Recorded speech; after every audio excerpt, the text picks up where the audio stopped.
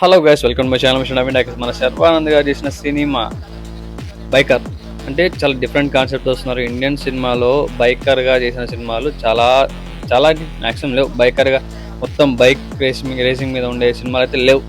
మరి అలాంటి తరుణంలో మరి శర్వానంద్ ఈ టైప్ ఆఫ్ డిఫరెంట్ స్టోరీతో వస్తారని మాత్రం ఎవరు ఎక్స్పెక్ట్ చేసి ఉండరు. అది కూడా ఒక ఫ్యామిలీగా హోమ్లీగా కనపడే ఒక హీరో అనమాట ఆయన. మరి మరి ఫ్యామిలీ స్టార్ లాగా ఒక మంచి ఫ్యామిలీ స్టార్ ఇమేజ్ ఉన్న ఒక హీరో కంప్లీట్గా ఒక ఫాస్ట్ లుక్లో ఒక బైకర్గా దాని మీద సినిమా చేయడం అనేది ఒక మంచి విషయమే. కొత్త కొత్త కాన్సెప్ట్ రావడం ఇంకా మంచి విషయమే.